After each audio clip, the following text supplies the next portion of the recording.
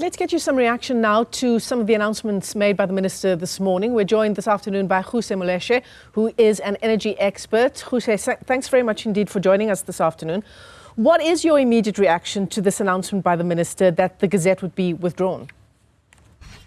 My reaction is that I thought that we were over procedurally bungling issues and that we have learned from previous processes. I guess we're still in the process of doing that, and we are not yet, it seems, not yet perfect at doing that. Because the minister acknowledges that from a procedural point of view, the concurrence was granted with suspensive conditions that were supposed to be met. Where this was what was supposed to then happen was going back to that compliance with those conditions. The input of the department should have been put back to public scrutiny in order for that process then to go ahead.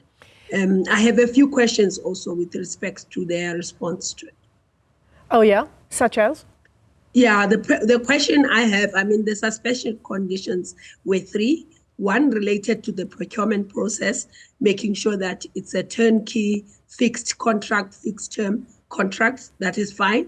The other one was to look at the technology to understand that things have evolved ever since. The third one, which has a question mark, is the forecasting of demand post-2030, was one of the conditions that NERSA had then put to them. So as far as I know, and as far as the minister alluded to, that data is not yet available. It's part of the IRP 2023 process, which is still being considered and under consultation. So if NERSA was then able to be satisfied that that condition was met, what information did they use? That's the part that's confusing me. Yeah.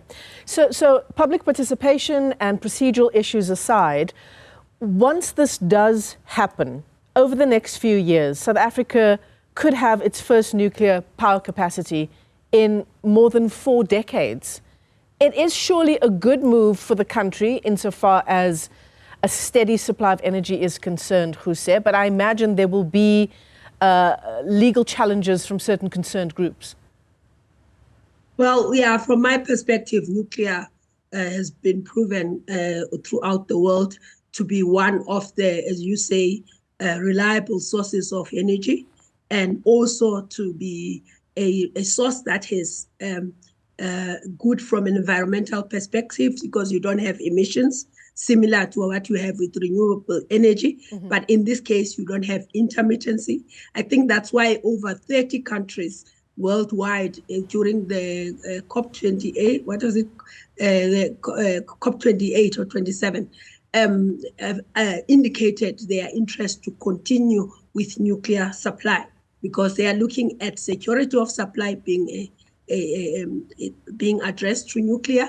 They are looking at environmental concerns being addressed through that. So there's no question with respect to whether it's a useful input to our energy mix. It definitely is.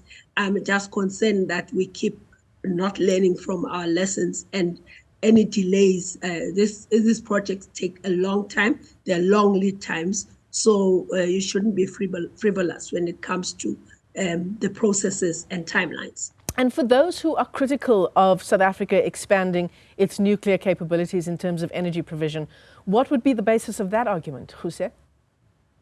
There are those who are having concerns that the capital infrastructure will be expensive, mm-hmm. And I say until we do that cost-benefit analysis to indicate whether it would be expensive relative to what. What we have with Quebec here right now, because of the fact that, yes, obviously CAPEX is always going to be an upfront high cost, but you have then running of the nuclear fleet, you find that Quebec is the cheapest right now amongst the fleet because the fuel is relatively inexpensive. So to get security of supply, which you don't have to back with expensive resources, I think is a plus. So I think people should wait for that proper cost-benefit analysis to understand what is the capex, because other countries are looking at this, and as I've said, over 30 countries have said now they are looking at nuclear because they are concerned about security of supply. Yeah. Because there needs to be a balance, there are three pillars that we should be looking at energy from a security of supply, from a cost-benefit analysis of cost, from an equity perspective, and then also environmental issue. It's not just one pillar, which is an environmental lens. Yeah, absolutely.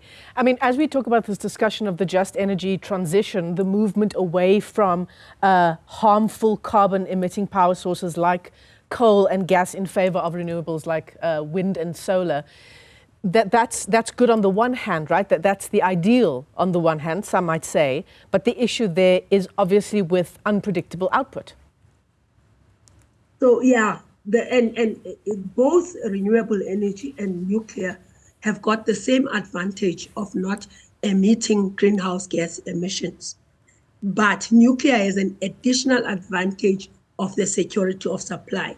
Whereas when you have renewable energy, you have to back it up with something like gas, which is a flexible supply for the times when you have intermittency and you don't get enough coming out of renewable energy. So all these projects and all these different technologies have got their pros and cons, that one has to look at them as a mix, not just as a single technology.